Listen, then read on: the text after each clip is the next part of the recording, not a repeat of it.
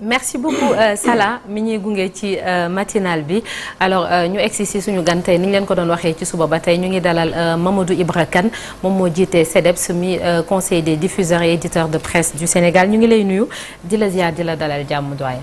maa ngi lay nuyu. jeune doyen. maa ngi lay nuyu. di rafetlu invitation TFM. di nuyu ndaanaanu presse yi fi toog. véritable doyen Pape Fall. te Malick Thiandoum bi nga xam ne si benn àddina laa ko xamee woon. lamb gi ak Chérif. Chérif mi fi Chérif wax nga de Cheikh Tidiane waa Cheikh Tidiane Chérif lakkantaan ñëwul tey suba lay ñëw incha allah sëñ Cheikh ñu bàyyi la nga door waxtaan bi laataa ñuy ci xuusaat ci biir. voilà monsieur Kane xam naa ni suivre nga bu baax développement li fi xewoon démb ak bërki démb sur le plan judiciaire mais bi gën a récent mooy garde à vue bu Badara Gadiaga bi yow bi nga yëgee information bi ban lecture nga ci def. waaw man sa dëgg-dëgg seetaanuma woon émission bi nga xam ne moom moo tax tey ñu teg loxo le chroniqueur de la TFM. nettali nañ ma ko après man si ma bopp mu obligé seetaan ko mais loolu yëpp du ma si egg problème bi mooy am na ñetti mbir yi nga xam ne buñ ko naxasalee fii si Sénégal Sénégal dootul am jàmm Sénégal dootul mun a bàkkoo ñetti alternance politique yu am fii si réew mi jàmm la paix bi am fii ci réew mi bi nga xam ne réew yi ñu wër yu bari walla réew yi nga xam ne ñoo ñu ëpp xaalis ñoom mënuñu ko am ñun alhamdulilah am nañ ko ñu le dialogue interreligieux bu am Sénégal Sénégal amul ethnie en ce sens que boo tasee ak nit du loolu nga koy laaj.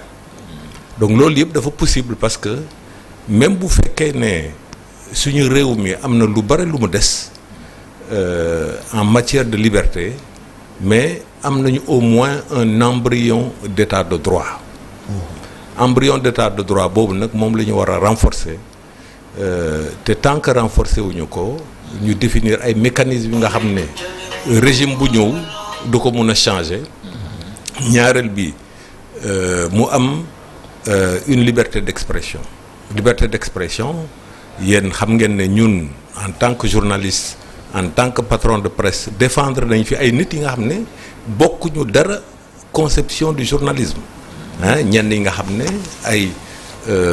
ay militantisme donc politique la ñu doon def dans le cadre de la presse mais teewul am nañu droit lu ñu wax comme n'importe quel Sénégalais ñetteel bi mooy la liberté de presse. Liberté de presse c'est fondamental liberté de presse am na ay penseurs yi nga xam ne sax ñu ne liberté de la presse moo leen gënal ñu am gouvernement parce que dafay mel ni presse lu muy vulgariser les informations lu muy jox ay repères aux citoyens moo gën a ëpp solo sax que un gouvernement bu taxaw di jéem a def la vulgarisation des politiques publiques. mais tey chef d'accusation bi ñu teg ci kaw Badara Gadiaga ba téye ko jàpp nga ni ko kon loolu warta mën a demee noonu. non yooyu ay prétexte la. xam nga ñun toog nañ fi jamono Abdoulaye Wade. lu ñuy wax nii tey moom lay doon wax démb. toog nañ fi jamono président Macky Sall. lu ñuy wax nii tey moom lay doon wax démb. donc tey aussi le nouveau régime là. war na seetaat boppam parce que c'est une menace pour le régime lui-même. C'est une menace pour les perspectives de développement économique et social. Bu amee ay manquements il faut pas que ñu jéem a ut ay prétextes parce que boo seetaanee débat bi en définitive man mi nga xam ne sax je ne suis pas télé j'étais obligé de regarder l'émission mais c'est pas le chroniqueur qui est à la base. C'est l'homme politique qui est à la base. Donc vraiment deux poids deux mesures xaw ma yow yaa ko doon wax sànq. Kumba Ndey xaw am na Ndey waaw. ok mais c'est quand même incroyable quoi. Liberté d'expression mooy fondement de tout système démocratique. Liberté de presse dégg nga bu ñu ko amul dëkk boobu jàmm la paix amu fa. Et donc il faut que ñu renforcer suñu état de droit pour que sénégalais bu nekk mais mun a xalaat leneen. Et non pas ne que su ma waxee lii tey dinañ ma tëj ou bien autre chose. Pour cette même histoire, Madiambal Diagne a été aussi convoqué. Doyen Madiambal Diagne qui fait partie des monuments de la presse sénégalaise ñu convoqué ci li nga xamante ni moom toogul sax ca plateau ba il a juste repris entre guillemets li nga xam ne wax na fa def ci un commentaire on le convoque dafa mel ni fi mu nekk nii la presse est menacée. xam nga Madiambal Diagne qui était d'ailleurs l'ancien président du CEDEPS. Le premier président de la presse du patronat de la presse sénégalaise. te kilifa la. En plus c'est un grand intellectuel. Moom dafa am ay positions politiques affichées comme jamono Souleymane Jules Diop comme jamono je sais pas Abdou Latif Coulibaly et cetera. dañu assumer seen position. Ok mais ou en tant qu'homme politique ou en tant que journaliste ou même simplement en tant que citoyen mais il a le droit de dire ce qu'il veut. Loolu moo indi jàmm la paix fii Sénégal ah.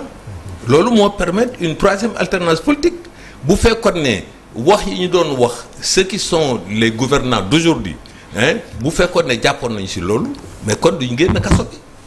Ok Sénégalais tant que tu respectes la constitution tant que tu respectes les lois et règlements quand que tu respectes les bonnes mœurs dégg nga dañ la war a bàyyi nga wax lu la neex yoo xam nag xamoo ban fondement idéologique ou politique nga koy jëlee importe peu mais ñu bàyyi nit ñi ñu wax parce que jàmm la paix boobu moo tax ñu mën a am alternance bu duloon loolu peut-être que dañuy am guerre civile comme yenn dëkk yi ñu wër wala dañu am ay coup d'état ok mais ñun on a pu sauvegarder la paix sociale parce que les gens ont pu s'exprimer et ça c'est fondamental. léegi naka lañ mën a comprendre ay peut-être mbootaay yoo xam ne wala structure yoo xam ne xañ na médias yi ni ñuy doxee et tout ñoom ñoo waroon peut-être bokk ci ñuy contribuer xañ na ñu yëf yi di gën a dem kanam ñuy améliorer wu ñooñu mu mel ni comme si dañ leen di sant ñoom ñuy def dañuy on fait référence quand même au communiqué du CNRA bi nga xam ne génn na ko. Et puis mu mel ni comme si genre dañoo nekk ci benn espace boo xam ne benn média moo fi am alors que y a d'autres médias il se passe pire peut-être là-bas te bu jotoo bu heure joxoñ baaram tuuma jotee kenn la ñuy joxoñ bàyyi ñeneen ñi comment comprendre cela. waaw. Et surtout à l'appel peut-être de militants yoo xam ne dañuy taxaw naan CNRA war na wax wala procureur war na ñëw wala kii war nañ ko woo et puis dafa mel ni comme si suite logique la bu ñu waxee rek loolu daf ciy topp. waaw damay jëkk def benn constat. oui. xam nga ñun dañoo am intelligentsia bu nga xam ne elle a été très critique vis-à-vis du président Abdoulaye Wade très critique vis-à-vis du président Macky Sall aujourd'hui ñoom ñëpp dañu noppi kooku lâcheté intellectuelle boobu il faut que ñu dénoncer ko parce que intellectuel mooy ku nga xam ne da ngay am sañ-sañ da ngay am le courage de tes opinions parce que da nga foog ne loolu moo gën ci sa réew malheureusement mu ngi mel ni ñenn ñi walla seen loxo dafa tilim ñu yaakaar ne bu ñu waxee ñoom ci seen bopp dinañ dem ci kaso bi hein ou bien ñuy carte place waaw comme un régime qui change parce que c'est une véritable révolution un régime qui change ok donc intellectuels yi nañu génn di wax waaw neewuñu leen ne dañu war a nekk ay opposants mais seen rôle d'intellectuel dañ ko war a jouer ñaareelu pàjju sa question bi mooy structure yi nga xam ne nouveau pouvoir bi daf koy instrumentaliser contre la presse en l'espèce de CNRA.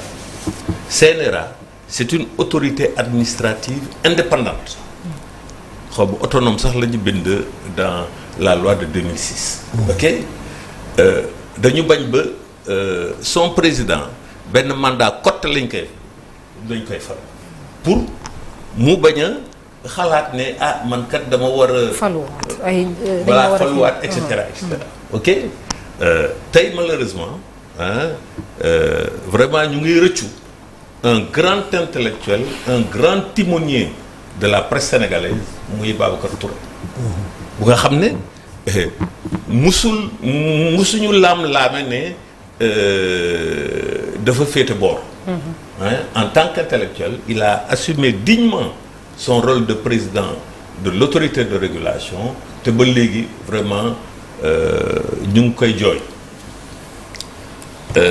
structure de régulation bu nga xam ne nga jël débat contradictoire ok nga jël position benn parti nga incriminer ko comme ni ko le CNRA defee dans son communiqué su ma juumul le 7 juillet vraiment loolu c'est une honte pour la démocratie sénégalaise c'est une honte pour moi en tant que journaliste que l'organe de régulation ait une telle prise de position te ba pare di menacer un groupe de presse di menacer une chaîne de télévision di menacer une émission mais c'est incroyable c'est-à-dire ce sale boulot là mais lu tax CNRA mënul assumer de manière indépendante. Et en plus monsieur Kane yow wax nga ni émission bi seetaan nga replay bi est-ce que ni ñu ko décrire noonu la demee par rapport aux échanges entre le chroniqueur et le député qui était invité. non su ma ko gisee woon neneen kon du ma am les positions là yi ma am tey. ok parce que je suis un responsable je suis un journaliste je suis un citoyen balaa may wax dara il faut que ma am fu ma ko wékk. et donc émission bi dama ko seetaan de A à Z rëccu ma si benn seconde. benn millième de seconde sax rëccu ma si. ok et c'est pourquoi je condamne avec la plus grande fermeté le communiqué du CNRA. waaw parce que CNRA léegi dafa bokk ñiy xoqatal la presse. parce que CNRA lu weesu communiqué bi dara du si topp parce que amul benn base légale amul benn base juridique te bés bu defee le jusqu'au-boutisme dégg nga ba sanctionner ou bien le groupe GFM ou bien la télévision TFM ou bien l'émission TFM mais ñu dem ci yoon parce que nous sommes des républicains bu ñu amee ay njiit yi nga xam ne dañu yaakaar ne ñoom ñooy suñu yàlla di ñu bëgg a imposer lu ñu bëgg mais on va aller devant la loi daan nañ fi daan bu leer nañ pour utiliser les termes de Thiandoum ok jël bu set wecc dégg nga le ministre de la communication parce que dafa yaakaar ne mooy yàlla journaliste yi mooy yàlla presse bi donc moom mooy wax contre la constitution du Sénégal contre le code de la presse kan moo war a am droit nekk média ou pas ba jël sañ-sañ ne day tëj ay média quand même c'est incroyable dans quel pays on se trouve dafa mel ni CNRA boobu sax président amul une vision périphérique dafa mel ni dafa takk ay œillères teg ko ci groupe Futurs Médias wax ci lu muy wax pendant ce temps il y a sur d'autres plateaux de télévision wax nañ fa lu gën a graaw loolu ba tudd waajuru Badara Gadiaga ils n'ont pas bronché am na ay presse yu nga xam ne boo leen di déglu lañ fay wax mais c'est extraordinaire dañuy attaquer frontalement ay nit il y a pas le CNRA n'a pas bronché ci wax ju nga xam ne dafa jógee ci député Amadou Ba encore une fois moo fi tudd le mot prostituée moo fi tudd le mot client Badara Gadiaga répliqué ñu jël Badara Gadiaga te moom ñu bàyyi ko donc dafa mel ni actuellement nii dafa am ay cibles yu nga xam ne moom la ñuy ciblé pour dal ci seen kaw et utiliser le CNRA bi nga xam ne dafa war a nekk organe bu nga xam ne dafa war a tëddee njaaxaanaay. waaw c'est que malheureusement mbir mi leer depuis 15 mois et plus que dure la troisième alternance politique réew mi dafa changé. dañu dellu ginnaaw sax même par rapport ak Macky Sall nga xam ne ñaawteef yi mu fa def c'était inégalé. mais tey dañu bëgg a xoj économiquement la presse. c'est déjà fait. oui non moom kay dee nañu ba pare quoi on est dans un coma profond.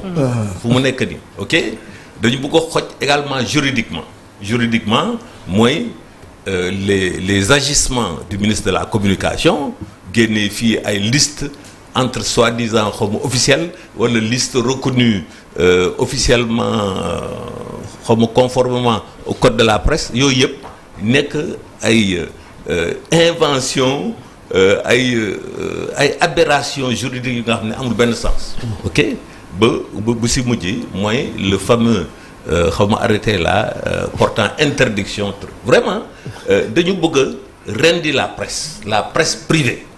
teewul am na presse bu nga xam ne ñoom ñoo leen di. xalamal te presse boobu également je ne veux pas m'avancer mais ñoom ñoo leen di jàppale ba presse bu nga xam ne Sénégalais yi sax xamuñu leen ñoom ñooy bokk ci délégation officielle. qui va un peu partout dans le monde. ok alors que quand même nous avons des professionnels ici qui peuvent donner la bonne information tout en étant indépendants. Indépendance boobu nag moom la le nouveau régime buggul te presse Sénégal dégg nga je parle à côté d'un homme qui a appartenu ou peut-être qui appartient toujours à un très grand groupe de presse muy le groupe Sud Communication mais ñooñu ils ont fait leur travail et pourtant ñoom ñëpp c'était des militants politiques et principalement de partis de gauche mais seen éthique seen déontologie seen professionnalisme da doon tax dañuy jox la bonne information aux Sénégalais sans parti pris. Naata. oui xam nga sànq bi damay waxtaan ak yow en off. ma ne la li xew fi mu toll nii entre la presse et l'État on nous divertit li nga xam ne moom mooy coow li dëgg presse bi am na ñoo xam ne ñi ngi koy wax fi mu toll nii mooy jafe-jafe yi nga xam ne moom la réew mi nekk askan wi di ko dund mu doon ay mettit loolu moom mooy ali kalaj waaye bu ñu woowee sawaay ñëpp jóg taxaw ñu woo Badara Gajaga ñëpp jóg taxaw baykat bi sàmmkat bi jaaykat bi nga xam ne nga ca marché Dior ak seeni jafe-jafe ak li nga xam ne moom la ñuy dund loolu ñuy yaakaar ni presse bi du dalati loola du fësal loola te loolu moom mooy li nga xam ne moom mooy coow réew bi kon presse bi dañ koy mbubboo ci li nga xam ne moom mooy ay duma yu metti nag la ñuy duma fi mu toll nii waaw oui yegg na ci dee nañu ba pare ndax am na ci ay structures yoo xam ne boo fa demee ñii ñi ngi ci weer ñii ñi ngi ci ñaari weer ñii ñi ngi ci at yoo xam ni xamuñu seen salaire fu mu féete kër ga lompoñ la doxatul loolu mu doon ay jafe-jafe yoo xam ne ni nga ko tegee kenn du mës a mesurer presse. c'est sûr. taskatu xabaar. dëgg laa wax de dëgg kenn du mës a tëj li nga xam ne moom mooy gémmiñam. wala di ko orienter. mënta ne merci d'avoir cité Babacar yàlla na ñu xam sedd. Babacar amiin oui c'était un homme digne. sëñ Cheikh amiin. Je suis bien placé pour le dire c'était un homme digne. Le groupe Sud bi nga xam ne moom ngay wax. J'ai quitté le groupe Sud en 2009. Je suis le directeur de publication du magazine La Gazette. bi Abdou Latif Coulibaly lancé woon mais Sud ak Gazette benn la ñu ci wàllu nga xam ne moom mooy doxalin ak dundi parce que dañoo yëgante ci lépp alhamdulilah rabbil alamin ba léegi damay def chronique Sud mais indépendance bi nga xam ne moom la ñu soxla ci wàllu bi nga xam ne moom mooy suñu taxawaay revendiqué wuñ ko ñii du régime lañ koy revendiqué dañoo am constitution boo xam ne moom moo ñu ko lal te wax nga ko Mamadou il faut que presse bi dund. il faut que presse bi dund nag dignement également dignement bi mooy chroniqueurs yi dañu am place ci suñu biir ñu war a yëkkati li nga xam ne moom mooy seen kaddu pour wax ak li nga xam ne moom mooy askan bi comme d'autres citoyens yoo xam ne dañoo war a yëkkati seen kaddu pour wax ak li nga xam ne moom mooy askan bi ci jafe-jafe li nga xam ne moom mooy réew bi gis nga loolu ku ko fexe ba noot ko ma xam ne mbër nga parce que mënta ne. c'est ça et puis les chroniqueurs sax suñ ci dellu si chroniqueur souvent du bokk sax ci kër ga mu nekk. par exemple si on prend l'exemple de Gadiaga jusqu'à preuve du contraire du woon agent groupe Futur Média émission la fi ñëw di def chronique. tous les vendredis. est-ce que mën nañ dem ba ay ñu mel noonu quand même di déranger un régime de cette façon. oui et puis Mamadou Ibra Kane beneen laaj bi tamit mooy où en sont les rapports diggante CAP bi nga xam ne foofu ngeen bokk ak ministère de la communication muy tutelle bi parce que dernièrement am na benn ndaje boo xam ne woote woon nañ ko fi ba finalement sax ñu jàpp ni buñ demee ci ndaje boobu genre kii lay doon am na benn mot wolof sax bu ngeen utiliser je mets plus mun fàtte naa mot bi ngeen utiliser ne bu ñu demee foofu loolu lay doon daanaka benn toyu boyu quoi parce que am na ci yu bëri yoo xam ne waxtaan nañ ko ba pare te kenn du déggal voilà exactement waxtaanoon nañ ko ba pare ci assises yi ñu fi defoon ba tënk ko ba siiwal ko dernièrement alors fan lañ ci toll actuellement est-ce que mi ngi ci position bi mu nekkoon boobu ba léegi wala est-ce que quelque chose a changé waaw damay dellu si tuuti si lu Cheikh Tidiane wax oui par rapport aux chroniqueurs xam nga ñun ay journalistes ñun xamuñu dara même si dinañ am formation bu nga xam ne background bu nga xam ne ça nous permet de comprendre les choses mais nous allons chercher des gens pour leur donner la parole ñu faram fàcce waaw ñu faram fàcce ok chroniqueur loolu lay tekki am na ñu bare ñi nga xam ne dañuy jàll seen plateau woowu leen comme chroniqueur mais en réalité c'est quelqu'un qui vient apporter son expertise dans quelque domaine que ce soit ñaareel bi jamono yi ñu toll ñu ngi négociation ak le ministère de la communication damay wax ministère de la communication et non pas le ministre de la communication oui. parce que journée de concertation yi nga xam ne dañ ko convoqué sur la base de l'appel en conseil des ministres du président de la République le 7 mai 2025 mu woote donc dialogue avec les acteurs des médias donc loolu moo indi les journées de concertation yu ñu amal le 18 le 19 et le 20 juin ministère de la communication moo ko organisé mais ministre bi teewul la cérémonie d'ouverture il n'a pas participé aux travaux teewul la cérémonie de clôture mais li am solo mooy ñun acteurs des médias en particulier le patronat de la presse sénégalaise dañu ne mënuñu woo ci ndaje dégg nga te duñ fa dem moo tax muy le CEDEPS muy la coordination des associations de presse ñu ne nañu dem teew mais ñun suñu objectif ñett la woon c'est la situation économique et sociale au sein des entreprises de presse et parce que bu dee xalaat rek mbirum problème mu média am nañ fi ndaje bu nga xam ne jël na ñaari at ñu def ay conclusions des assises nationales des médias boroom xam-xam yu bare dañ si participer pas seulement des journalistes et techniciens des médias universités yi institut de recherche yi école de formation yi te participer nañ si les confréries te participer nañ si les xam l'église te participer na si les ministères tous les ministères vraiment mu nekk une sorte de conférence nationale sur les assises nationales des médias ok et conclusion yooyu du ñetti fan ay journée de concertation du mois de juin moom moo mën a indi lu raw lool par contre situation bii ñu vivre doyen jonjoon na ko tey entreprise de presse yu bare dañu amee bor ba nga xam ne seen existence sax moo nekk en danger parce que muy nit muy société boo amelee bor sa créancier am na sañ-sañ dem tribunal laaj sa liquidation judiciaire as tuut li nga fa am comme patrimoine ñu jël ko jaay ko même bu fekkee ne du mot sax des fois 1% du montant des dettes yi nga amee donc foofu loolu la ñu toll nii ñaareel bi le personnel doyen wax na ko tamit nekkatuñu ci benn ñaar ñetti weer ay 12 mois ngay dégg ay 13 mois ngay dégg structure bi nga xam ne comme correct nee na 14 mois d'arriéré la am moo tax. mu tëj bureau waay.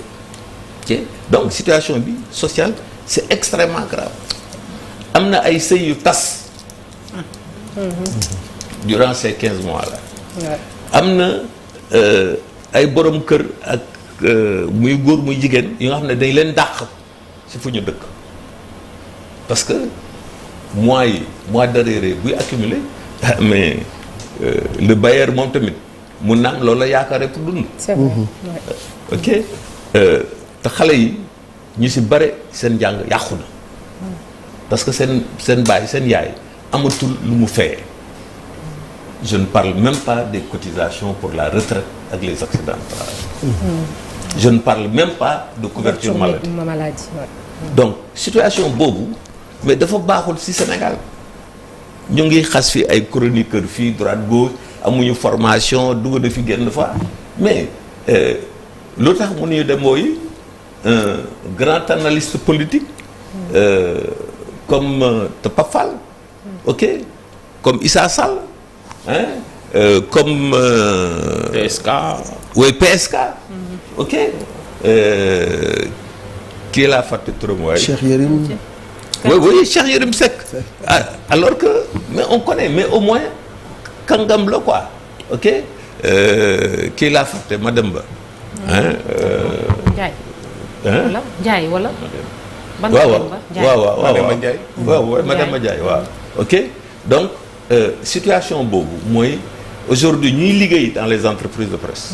ok les travailleurs muy bépp nag journalistes techniciens des médias ay administratifs ay personnel technique ay comptables et cetera dañ leen war a vraiment simil sab parce que situation bii ñu dund nii da ngay war. mais monsieur Kane l'aide à la presse n'est-ce pas ça a été voté à l'Assemblée nationale. Donc ni ñu ko téye nii est-ce qu'on peut le considérer comme une violation de la loi. waaw mais c'est que nos grands juristes là qui ont péroré du temps du président Macky Sall ñoom ñëpp dañu noppi. Nos grands constitutionnalistes là les violations de la constitution ñoom xamuñu ci dara. Effectivement l'aide à la presse c'est-à-dire que nouveau régime bi dafa ne ñii dama leen di xoj au niveau fiscal ok. Alors que c'était en compensation de la non-assistance des entreprises de presse en difficulté mu am un budget de 1000 milliards de francs CFA toute la presse privée comme publique amel 10 milliards de francs CFA c'est-à-dire moins d'1% dégg nga joxuñu ci 15 à la presse donc président Macky Sall ñu def ko plaidoyer te bu may ànd foofu il y avait et les entreprises publiques et les entreprises privées de tous bords ok. mën nañu amoo xaalis bu ma leen jox mais dinaa leen donc accorder cet effacement fiscal qui est une décision politique qui n'est pas fondée sur la loi déedéet président de la République moom mooy xool loolu suñu constitution may na ko pour mu jël une décision politique loolu la defoon ñu waxati état bi amel na xaalis bu bare aux entreprises de presse privée parce que état bi pour mu communiquer il faut que mu am ay supports et les supports yu gën a xarañ tey fii Sénégal c'est les supports du privé 2022 2023 2024 nga amel xaalis ay entreprise nga ne doo leen ko fay. kooku jaay doole président Diomaye waxoon na ci entretien bi mu amoon nag Maïmouna Ndour Faye ni ku ñu ameel ba nga indi preuve yi danañ la fay loolu fan lañ ci toll. foofu avancé wul dara. avancé wul dara ba après les journées de concertation là ñun sax dañu jël ci suñu bopp ne dañuy def collecte entreprise par entreprise. jël un cabinet d'experts comptables dégg nga pour mu jëbbal ko donc le gouvernement. ok mais c'est un jeu de cache-cache état bu buggee xam ñaata la amel kan dégg nga mën na ko déterminer sans aucun problème. waaw donc ñu ne xaalis bu ma leen amel du ma leen ko fay ñetteel bi premier ministre jël dogal au mois de mai 2024 ne contrat publicité yi. yu état bi ak démembrement bi. di signer avec les entreprises de presse privée nañu annuler unilatéralement. C'est le terme exact qui a été utilisé. Unilatéralement, c'est-à-dire en violation de la loi. Ok ñu waxati li nga wax léegi aide à la presse ñoom dañ ko fi fekk dans le cadre du budget 2024 mais nanguwuñu ko joxe 2025 bi nanguwuñu ko joxe donc ça fait 2 ans donc loolu yëpp boo ko teglee dafa am une vision très claire et nette bu ñu naxante ñii il faut que ma rendi leen dégg nga s'il le faut créer d'autres structures de presse. Et ils sont en train de le faire. waaw ils sont en train de ñu rendi mais am nañu encore un petit souffle qui fait que la presse ne va jamais mourir waaw. La presse ne peut pas mourir. Senghor jéem na ko mënu ko Abdou Diouf jéem na ko mënu ko même dans le cadre d'un parti unique Wade jéem na ko amul lu mu deful contre le groupe Sud le président Macky Sall amul lu mu deful contre les groupes Walf ak des médias ok ñii tamit seen mandat ak lu mu yées 10 ans lay duré 2 mandats la loolu moom léegi kenn laam-laameetu ko waaw mandat 2 mandats ngay def dem te ñun on sera toujours là ñu gunge leen si seen premier mandat ñu gunge leen si seen deuxième mandat bu ñu xamee ñoom bu ñu comprendre de manière stratégique et de manière névralgique le rôle de la presse dégg nga ñun bu ñu nekkee patriote boobu actuellement ñu gouverner il n'était même pas encore né. xam nga ma répondre. oui avant de terminer. xam nga la presse du ennemi. il faut que ñu xam loolu. régime bi il faut ñu xam que ni taskatu xabaar yi. société yi nga xam ne ñoom la ñuy yore di ci liggéey ak ña nekk ci biir duñu ay noon. duñu ay militants non plus. mais xam nga militantisme.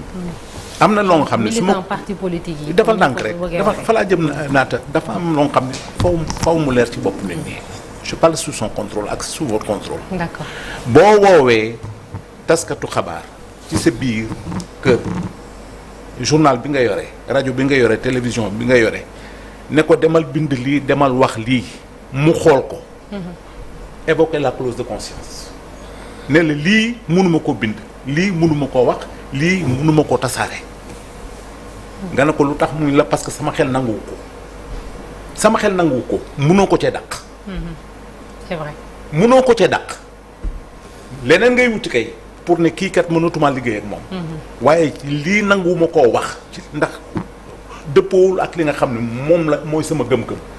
da ngay bàyyi taskatu xabaar bi ci li nga xam ne moom mooy jàmmam te taskatu xabaar bi li muy wut mooy naa leeralal askan bi ci li nga xam ne moom moo dëgg ak li nga xam ne moom moo jub kese nag àdduna am du leneen lu dul lool saa bu yewoo suba ban xabaar bu baax moom laay indi pour réew mi.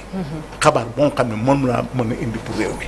kon taskatu xabaar bi du ennemi. maison de presse yi du ñu ay ennemi. ci wàllu bi nga xam ne moom mooy seen taxawaay ak seen nekkin.